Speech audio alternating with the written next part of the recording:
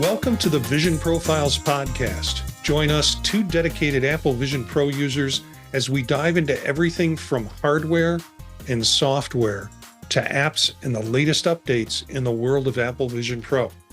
I'm Marty Gencius, a faculty member at Kent State University, podcaster, and an avid Apple Vision Pro product fan. Oh, and I'm Eric Bolden. I work in IT, but my interest is in finding ways to share content, currently photography of plants and birds and panoramic sequences. So, Eric, how was your week? Great.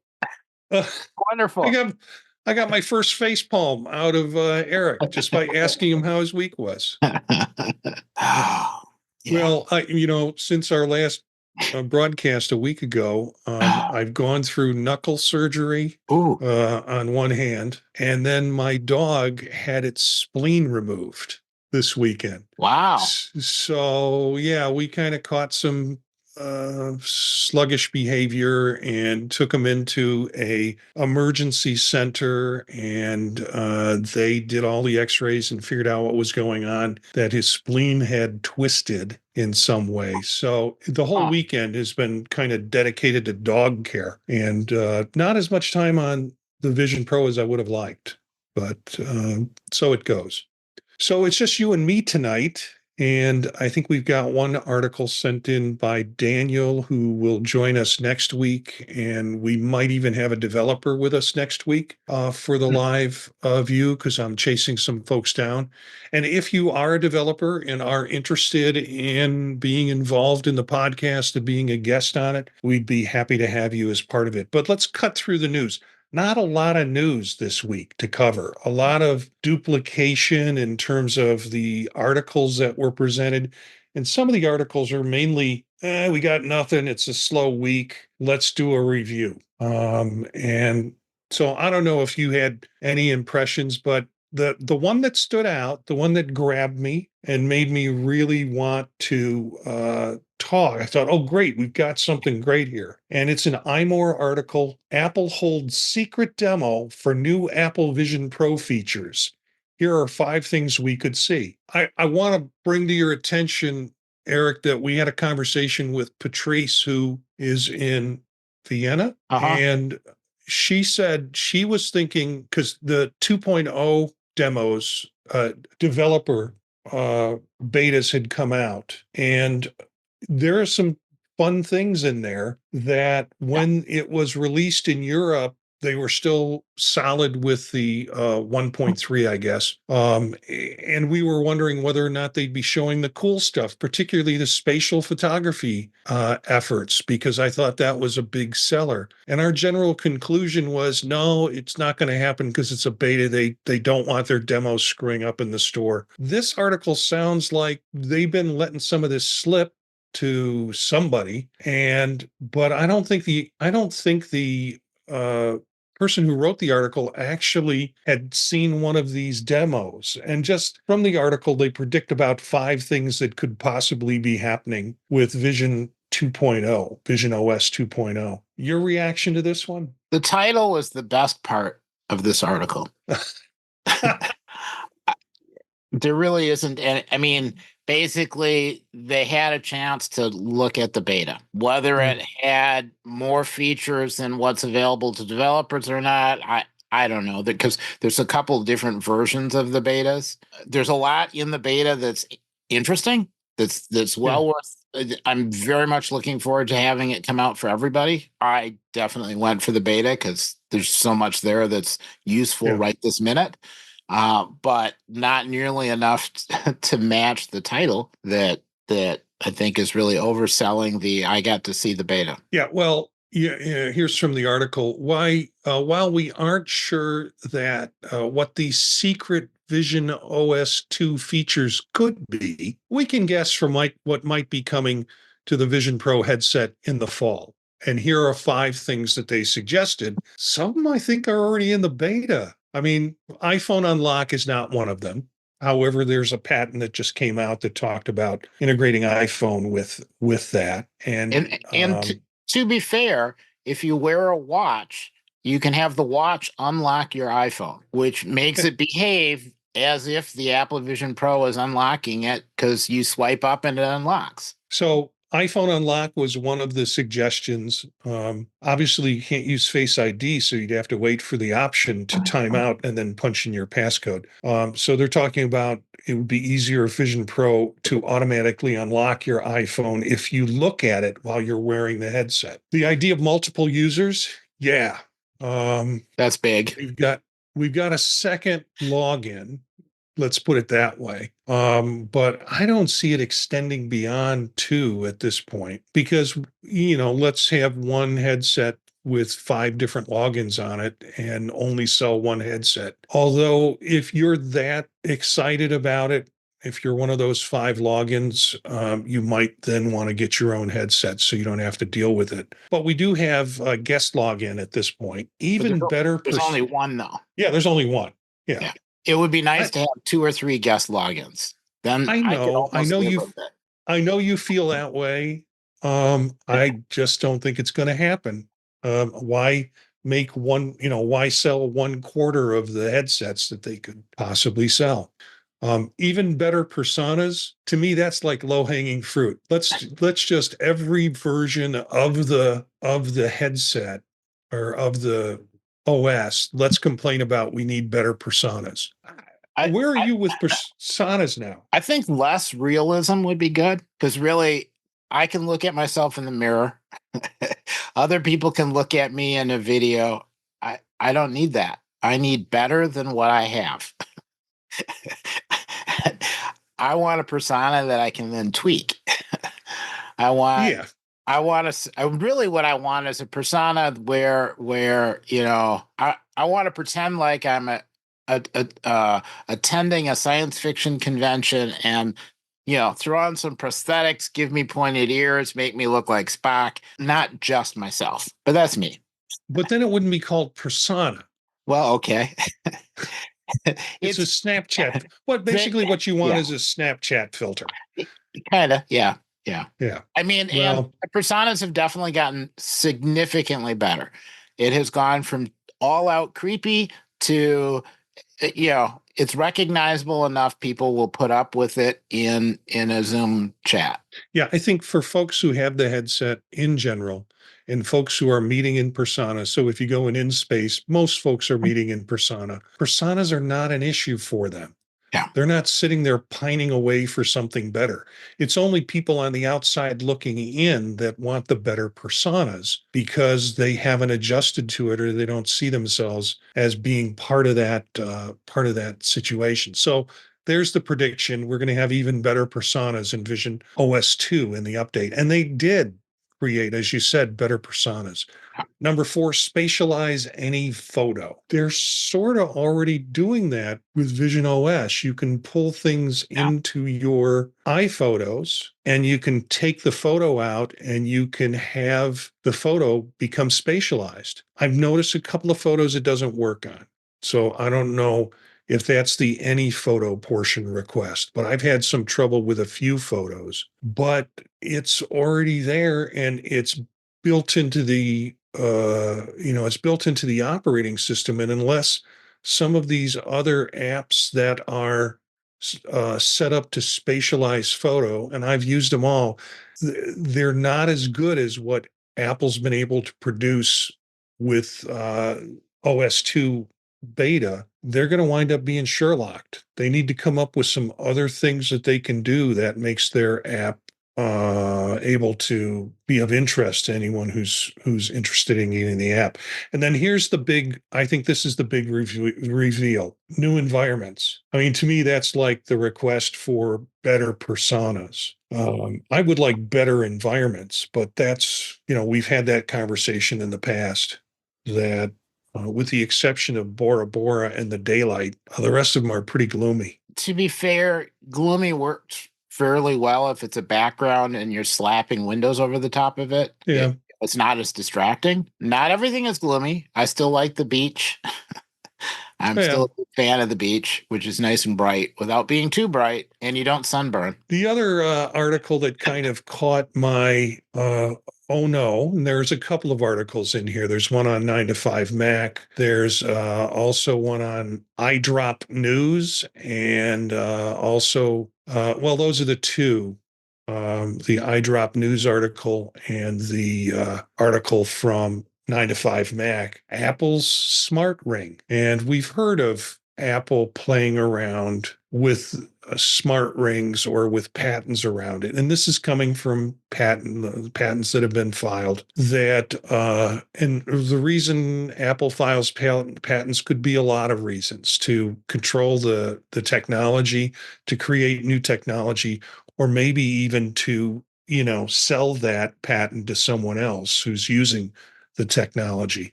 But the guess here by 9 to 5 Mac is that the smart ring patent will include controlling smart glasses. And so we're not necessarily talking about Vision Pro, but, all the rumors, the rumors, as I call them, the Gurman rumors, about how Apple is going to be creating a set of smart glasses. I don't think you can fairly describe it as cheaper version of Vision Pro. I think it's a separate line. It's smart glasses.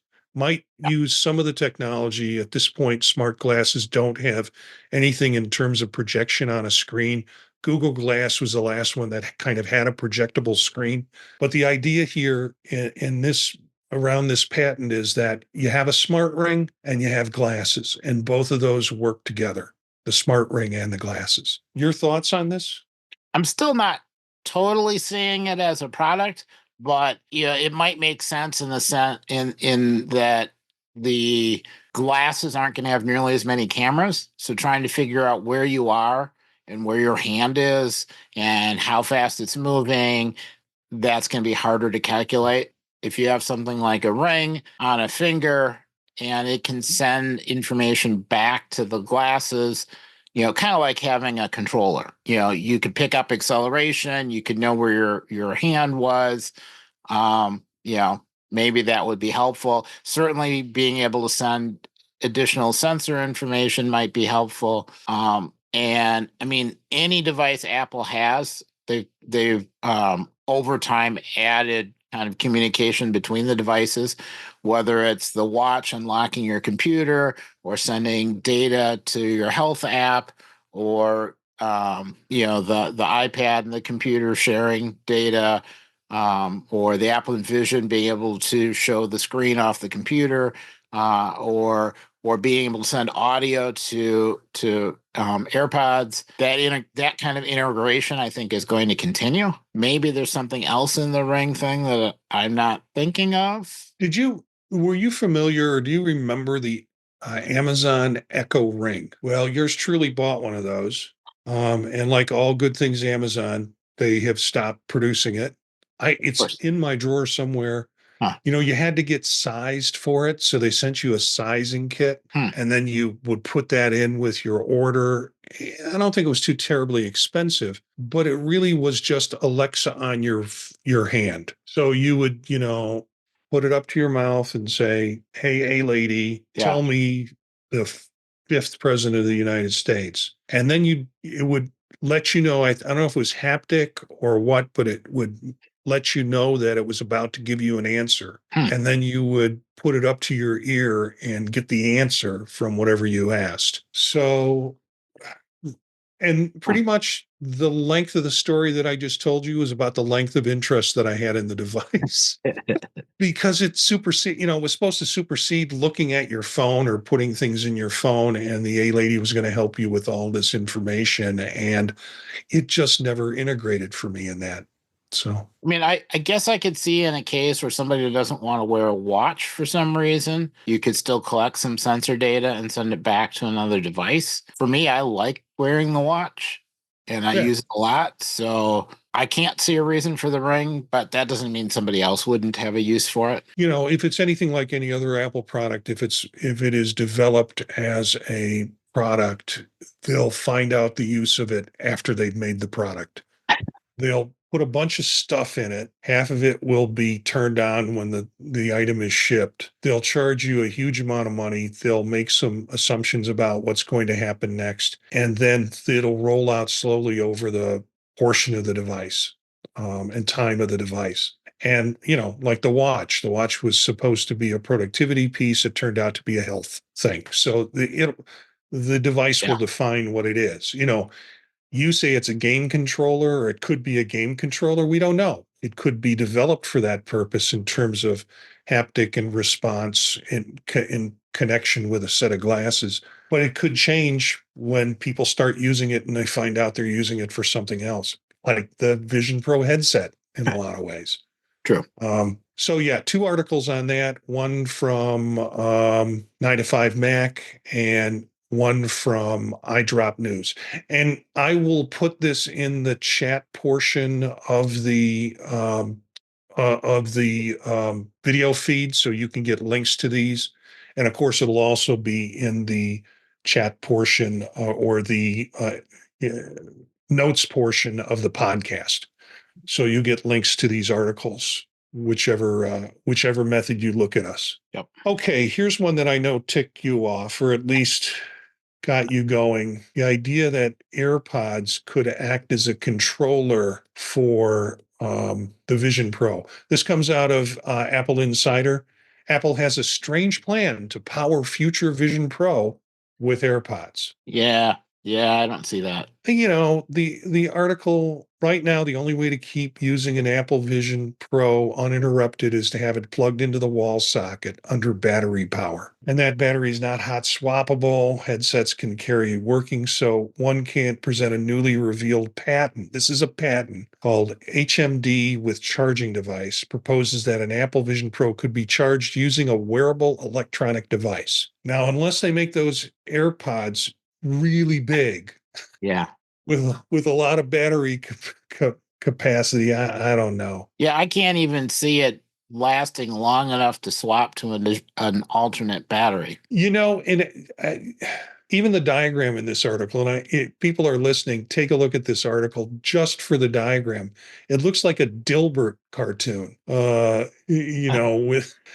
with someone wearing glasses. I mean, it looks like Dilbert wearing glasses.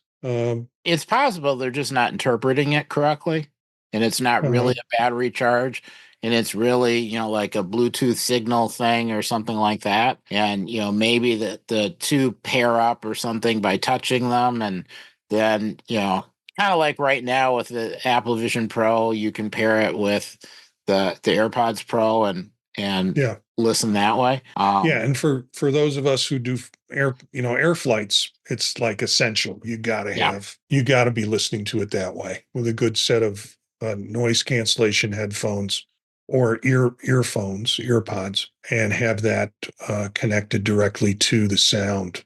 Because one, you'll either disturb the crabby person next to you, or you're not going to hear it because of all the distortion coming out of the natural. The natural speakers are fine, but all the flight distortion is too much.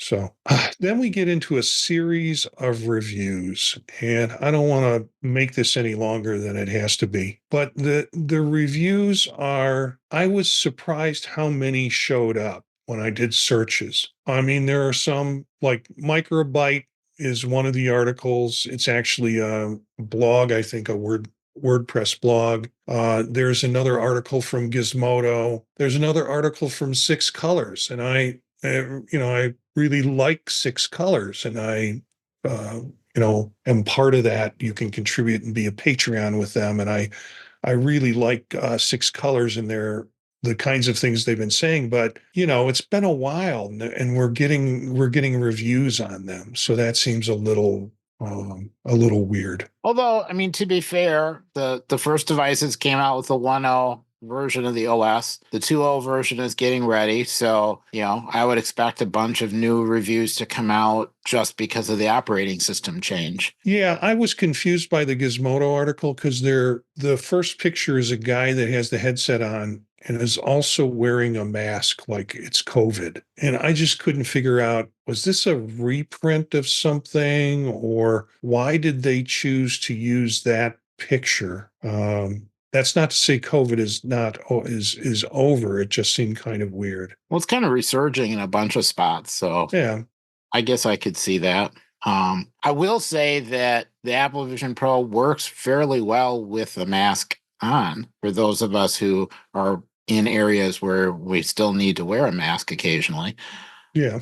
So that was kind of nice. But Yeah, there's a lot of conversation in these posts about stuff, particularly Gizmodo, who said, okay, it was nice. A Vision Pro was nice, but it's gotten Apple Vision Pro with Vision OS 2 is a baby step towards a better headset. And, they review some of the things that we've talked about already with OS 2 that we've seen in the developer betas. I think that many of them in these kinds of articles are talking about we got to really see how this screen, this massive screen, develops in the final version of 2.0. and we don't know That's that you. yet.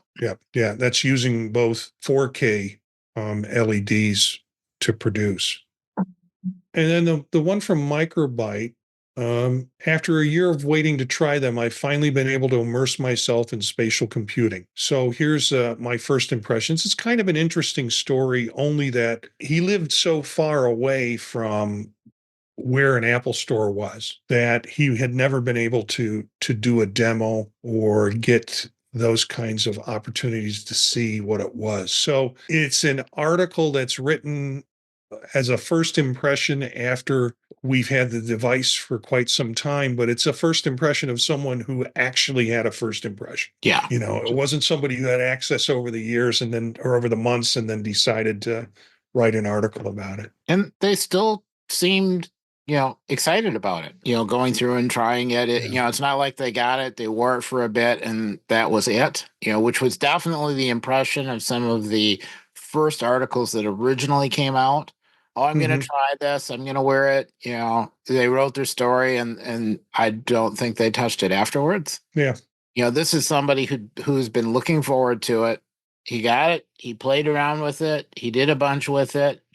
And it was a good experience, I think. The Six Colors article written by Dan Moren, he talks about it, and the title is Vision OS 2 Impressions. So he's talking about the beta. And isn't that spatial? My guess is that he's like channeling the church lady from SNL in that title. Yeah, yes. The article is very complimentary about the gestures edition, that you can do those kinds of things that we've talked about with the 2.0 gesture that allows you to jump to control center in less time. Yes. And the new Bora Bora environments and such. And then it has some very complimentary things to say about the spatial conversion from 2D to 3D. And the description of it is really describes what the experience is like for people who are doing it. Which is still really neat. I mean, I'm still surprised at some of the pictures. Yeah. They're talking about tabletop board games, and we've seen some of that in space, and also the flight app where you can look at different airports and flights that are coming in for that. So fairly complimentary article. Again, I have good faith in the folks at Six Colors with that. And then an article in BGR, Apple Vision Pro post hype. Consider this before buying the spatial computer. And a lot of things that we haven't heard about or that we've heard about before. So a lot of things that aren't new. Yeah, it was interesting to see an article pointing out annoyances, Yeah. which seems to be kind of common right now. They're different annoyances for different people. Are there too many dialogues? Are there too many warnings? The once a month reminder that you're sharing your screen with an app. In this particular case, warning to be aware of your surroundings. At some point, some of that might be fine tuned a bit. Yeah. I'm not sure. I find it really annoying. Ultimately, and here's a quote from the article, ultimately, I would say Apple Vision Pro is the perfect entertainment device, except for the fact that you never forget that you're wearing it. Also, the best vision videos available on this spatial computer are those that really put you in the center of the experience, referring to Apple TV's immersion videos, where that was the highlight of this person's use. So, and again, everybody points out the price, like we don't Yeah. know the price now. I think a 4-year-old could tell us what the price of a headset is at this point. Yeah. And it's great, but here's the price. So let's forget about it. Yeah. In some ways it's obsessing over a detail that it's right there. And if you get something useful out of it, it's still worth it. I sometimes wonder, because that's a theme of the, it's nice, except except you can't forget you're wearing it, or, I could get through a movie, but didn't feel like I wanted to wear it longer than that. I still think that there is a fit and comfort issue that's not fully being addressed. It is still possible to get a configuration that's not quite comfortable for a user, or to have somebody order it, hand it to somebody else, and then for sure they don't have the right Mhm. combination of light shield and padding. So just kind of reminding people that if the fit's not right, you can go back to an Apple store and have them help you adjust the fit, or switching from one of the straps to the other strap to try to get the fit a little bit better, because it should not really be uncomfortable wearing it. Yeah, I'll tell you there has been a plethora headset hacks that people are doing and then selling the product, even some that are just printer, 3D printer made Yeah. that people are selling as kits to try and alleviate what they see as a problem with the weight distribution of it. And I have sunk some money into a few of them. You saw a couple that I brought with me to Yeah. Macstock, and they just didn't work for me. And one of them is really, really advertising a lot for the device. And then there's another one that we might talk about tonight that is about twice the price, but I'm still tempted to try it out just to see if magically the thing is as light as a feather. But Well, yeah, and I think the one you were going to talk about, that one, it yeah. sounded like you could adjust it to wear it without the light shield, because some people want the extra depth, and potentially to wear it with your own eyeglasses, which is really not what it's designed for. But there might be a couple cases where that lets somebody use the device where they couldn't get an insert. Yeah, the Anapro head strap is one that's being sold a lot. And people, when you read about it, we'll jump right to that. And when you read about it, folks are going crazy over how much they like the Anapro headset, enough for me to purchase it and just not find it very satisfying. We'll talk about another one later that came up in Reddit and Uh, as a potential, and now it's available through Amazon. I don't think have any direct distribution, so they're selling it all through Amazon. But patently, we've got a couple of patent things that have come out. Three articles, that one by Patently Apple, one by 9 to 5 Mac, and one by Tom's Guide, who we spoke about a couple of shows ago. It seems like I'm finding more and more. Well, the last couple of weeks, they're saying more about Apple Vision Pro, which is interesting.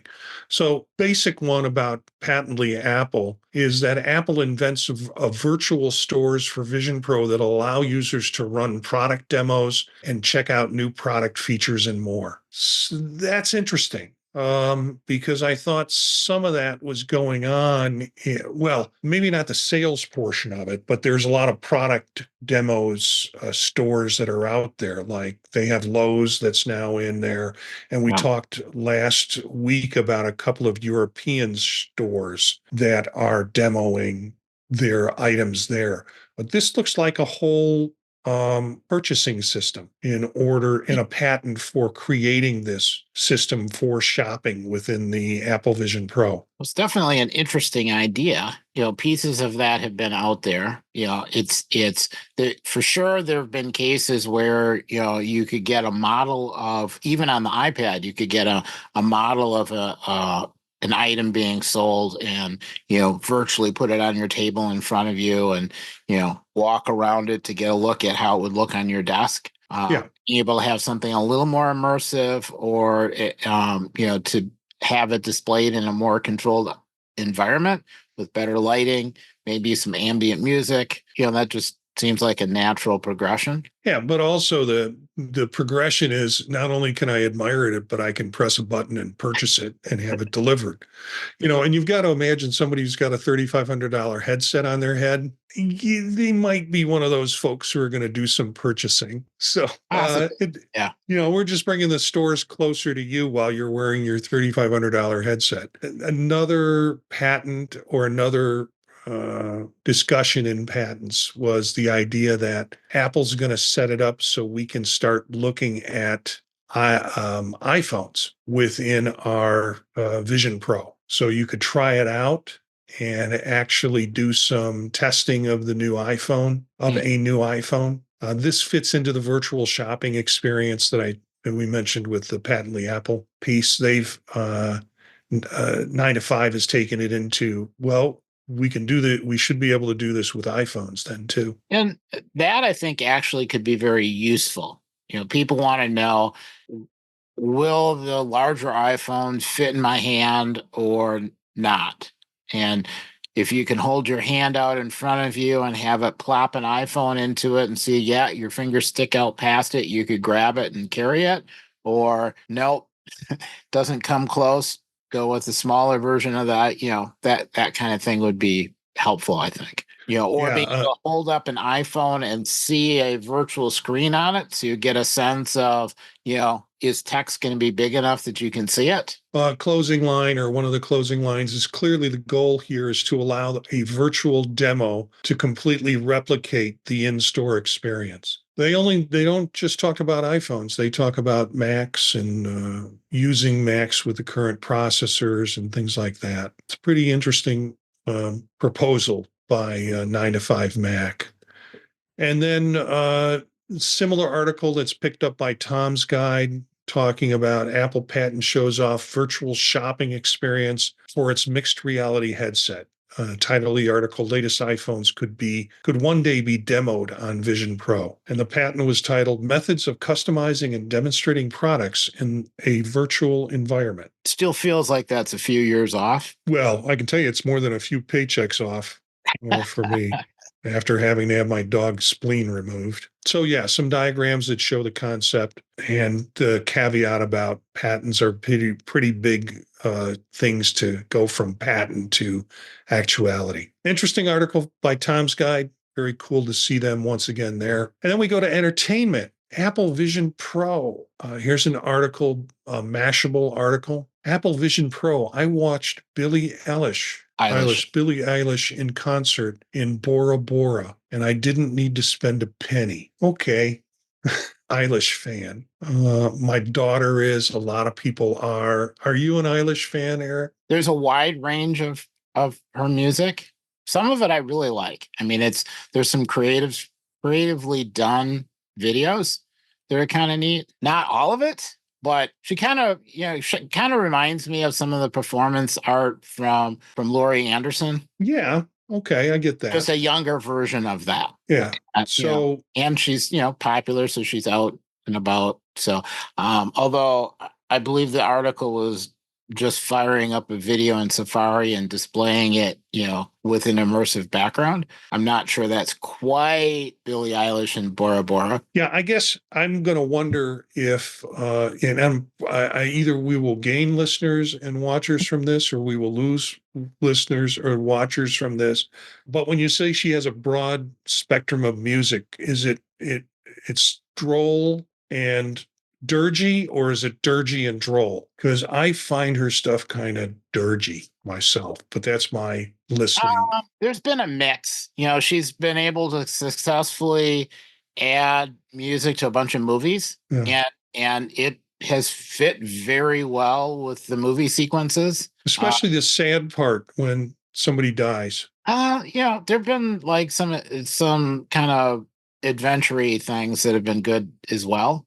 I mean, she's got some upbeat stuff, some stuff that say it really is kind of a range. It's not all the same. I've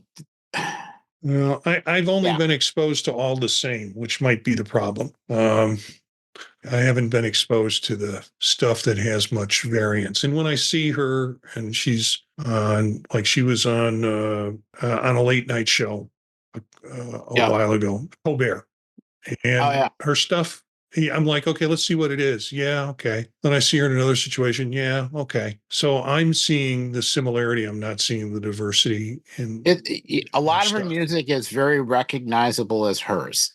Oh yeah, yeah. There are a couple So was things that Tom have been, Waits. yeah, well, and there are a couple of Yeah, things that have been relatively different where I was sort yeah, of surprised. yeah.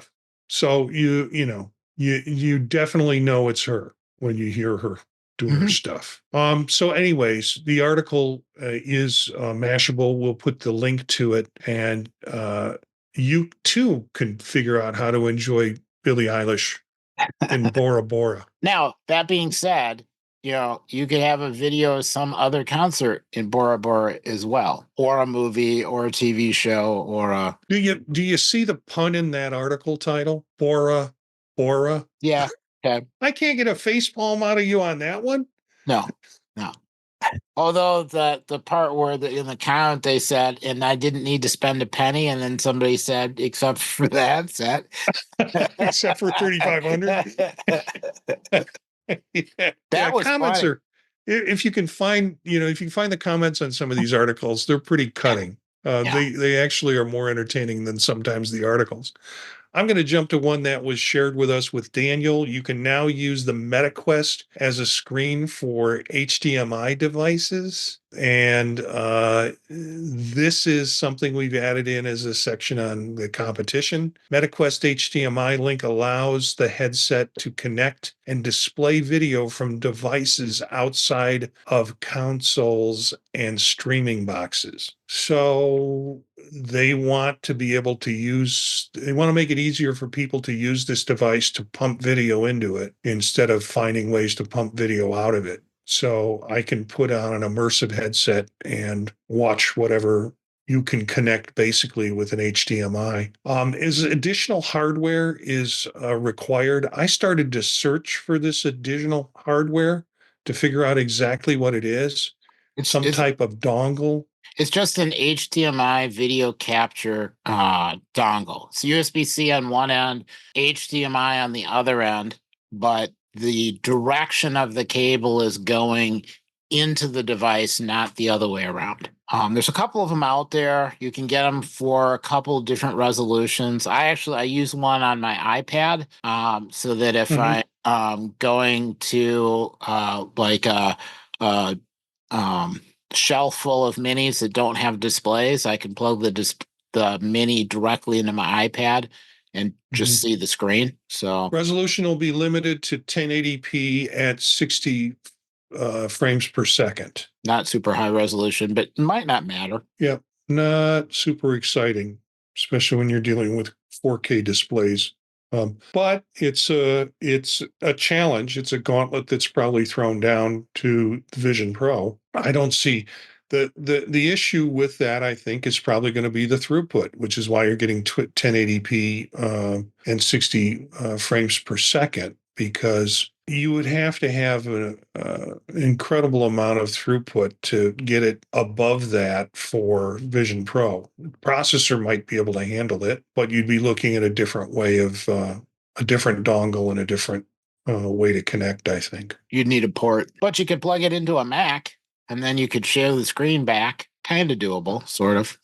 One last thing I want to talk about is one of these products I was almost tempted to get until I saw the price tag on it. And it's like, do I want to do another $70 for I'm not sure this is going to work. The CMA1 Comfort Mod Compatible with Apple Vision Pro. And it is a band that basically puts a cushion in the back of your head. So it's resting. It's sort of, you see that on some of the Meta headsets. You can buy these with cushions. And with the Meta turn, the turn dial that you do to lock it down, Hmm. as it is on the Meta, but it has that cushioned brow bar that goes across and rests on the top of your head on your brow right across this way. And I realize we're doing video, so I can point to parts of my body. Yeah. Um, um, so it looks interesting. And the link we have is a link that's in an Amazon link. And again, we're not getting anything for talking about these or you buying these items through the link if you're interested. Again, we're not getting any connection or kickback from any of this stuff, so it's all on you. Some interesting pictures that are associated with how it works and where it works. So you not just have the profile of the attachment, but you also have the way in which it can connect and how it's distributed and different types. Apparently, like the Anna Pro, it has different cushions that you can put across that brow bar, and then a video explaining the guide with it. So that's a product we'll talk about, Well, and or we'll have in the link. Yeah. the most important thing about it, or the most unusual thing to me, is so there are a bunch of people that have experimented with the Vision Pro using it without a light shield, because for some of the 3D stuff, if you can get a tiny bit closer to the lens, you get a Yeah. wide field of view. It looks like this adapter lets you use it without a light shield. That also means you don't have a light shield, which certainly Which helps means, with keeping everything dark. But the other thing it does is they show it working with somebody wearing glasses, and I haven't seen another mechanism to let you wear glasses with the Apple Vision Pro, because it really is not designed for that. yeah, because the focal lengths on your glasses versus the Zeiss inputs that you get are going to be different from your walking around glasses than what you're going to get with the inserts, which they're made for the focal length based on your prescription. So it'll be interesting to see feedback if somebody tries that. yeah. So if you get it, let me know. I don't think so. I don't think so. I think of the discomfort, which is minimal, that I have with the two bands that came with the Vision Pro. And I forget about it because I'm generally drawn into whatever media or whatever I'm doing. So I get a lot of warnings that my eyes are too close to the lens. Okay. And I don't care. I mean, I don't want that interrupting my experience. And there's even an option for me to learn more. I don't think there's a dismiss on it. So every time I shift and it shifts a little too close or it's a little too tight, or I feel it pressing against my face more, I wind up getting a warning window. And I would just like to say, I'm 66 years old. I really don't care what happens to my eyes at this point in my life. So don't send me these health warnings about my eyesight. So Although I'm not sure that's health as much as the distance is off. Because what you're supposed to do is you're supposed to get the thicker padding and put that on. I've So it got the thickest forces damn it away. padding. I have terribly thick I've got the plus. Yeah. It's like I can't get thicker padding than the W plus or whatever it is. Well, and So I get the other warning that I'm too far away. But really, that's because I use the dual loop band, and I yeah, have really loose. So it just sets on my yeah, head. Like if I lean forward, it would fall off, because yeah. I don't want any tightness, any pulling, anything else. It just sets on my head, and it's comfortable for a really long amount of time. And the worst I get is occasionally I get a warning that I'm a little too far away. I can, pretty much just wiggle my ears. It shifts it a little closer, and then it's fine. And, I only get it when I first put it on as it's trying to go through and authenticate. Sometimes it's not close enough to get a good match on my eyes. Yeah, I wish there was a way to shut off those notifications. It's sort of like my viewing experience is fine now. I don't need to be told this. Tell it to me when I'm not doing something. Yeah. But in the middle of some entertainment piece I'm watching, this is not something I want to mess with. But so it is. Maybe somebody will make the prediction that in Vision 2.0 that'll be fixed. So apps. Do you have any apps that you'd like to talk about? I think we mentioned it once before. There's an app called Spatial Station that lets you view and share spatial videos. And Yeah. mostly I'm mentioning it because there are a lot of apps out there where you have to have a Vision Pro to interact and to do uploads and whatever. This is an app that they have an iPhone version, an iPad version, and an Apple Vision Pro version. And if you've got spatial video in your photos library, you could then upload from whichever device you happen to have with you, and it throws it into the app, and then other people can go looking. Um, as an example, if you open up the app and you search for Wisconsin, I think I have, I don't know, 5 or 8 different videos that are there. Um, and you can go take a peek at them. Yeah, we have spoke about this, and my recollection is that there was a recent update to this app because, yeah, it's well, July 25th, there was an update because I got some notification about an update in the app, and some functional changes with it, which is good. And it's pretty cool. You get to jump around the world and see what people are doing in spatial video in different parts of the world. And I kind of like it because it will let you watch the videos even if you're not watching it in Apple Vision Pro. You don't get the 3D part, you don't get the spatial part, but you can at least see the content. Um, and I like the okay, you can still kind of see what might be out there. And that, especially for those of us who might not this week have custody of our Apple Vision Pro and still want to look at our material, it still makes it possible. I'm going to mention another app, and I think that that'll kind of finish us off for this week. We're kind of waiting for new ones to roll out. Um, For Flight Voyager. That's FOREFLIGHT Voyager. And, they talked about Apple 2.0, Vision 2.0 is having more tabletop sort of things with games that you can do. And I guess Hmm. the Apple Arcade is building some of those in that. For Flight Voyager is you can jump around to different airports and it will construct in a circular tabletop and you can spin the table around if you want to. Airports, and it will have Yeah. live tracking of flights coming in and landing. It also has a airport flights board, so Oh, you can also see the schedule of arrivals and when they're coming in. And I played with it early on in probably one of its first versions of it, and it was pretty cool back then and still is pretty cool. And I'm not sure of the cost on it, if there is a cost on it.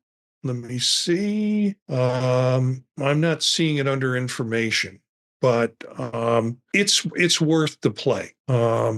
For Flight Voyager, and I won't kid you, there have been some people I know that are coming in on planes and trying to figure out.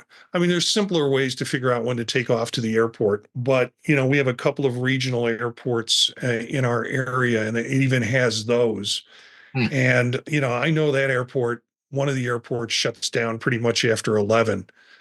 So it's kind of easy to go in and see what flights are coming in and such at the Canton Akron Airport, which you can find. And there's a whole list of airports. I think it's probably expanded since I last used it, but it's a fun little app, little San distraction. Francisco is a lot of fun to watch. Oh, really? I highly recommend that because there's so many flights coming in and going out, Yeah. and coming in over the water. So you get a nice, interesting map plus flights going in, flights going out. Yeah, Yeah, and the trajectories as they turn in their flight yeah, paths to get into flight paths, you can see that to a point. And then I think the plane kind of gets out of the circle and then yeah. disappears. And it's off to its destination. So those are a couple of good apps for y'all to play with if you want to. Anything else to share for this week? No, I think that's it for this week for me. This is our second YouTube video stream. And this one was a lot more comfortable for me to get set up and do. I know there's still more work to do on this and some tweaking and making the site a little bit more engaging, as much as YouTube will allow you to make it engaging. But it's fun starting to do this live feed and encourage you and your friends to join us either on the live feed or the podcast comes out the day after, and it's released in audio portion All of the links will be included in the notes that goes with the particular video, and of course are embedded in the notes that happen with the podcast. So you can connect to some of the things that we've spoke about there. That's all I got for tonight. Sounds good. It's been fun doing this and sustaining it every week for the weeks that we've been doing it. We have our friends at Mac Voices. We're both on Mac Voices on Tuesday night with Chuck Joyner, another live stream, and Chuck has helped us put together a joint venture, a joint monthly or so video that is going to be about the general themes associated with Vision Pro. It's good. It's called Vision Pro Focus, and the focus last time was on the social environment. We'll see what the focus is next time. Maybe it'll be entertainment, maybe it'll be productivity, maybe it'll be workplace. But that kind of discussion is around a particular topic instead of the weekly news that we do here, and also the apps that are available that have come up. So take a look for Vision Pro Focus on Apple Vision Pro, on the app about the Apple Vision Pro. You can find it on YouTube with the Mac Voices channel and other things that Chuck Joyner does. Thanks for tuning in. We'd love to hear from our listeners. If you have ideas or want to join in on an episode, email us at visionprofilespodcast@gmail.com. Our bumper music is Free Jazzy by Steve Combs, courtesy of the Free Music Archive. Learn more about us and the Vision Profile podcast and also the Vision Profile live stream at our website, visionprofiles.info. All of our available podcasts are at thepodtalk.net. Spread the word to other visionaries. Thanks for listening and watching, and we'll see you next time.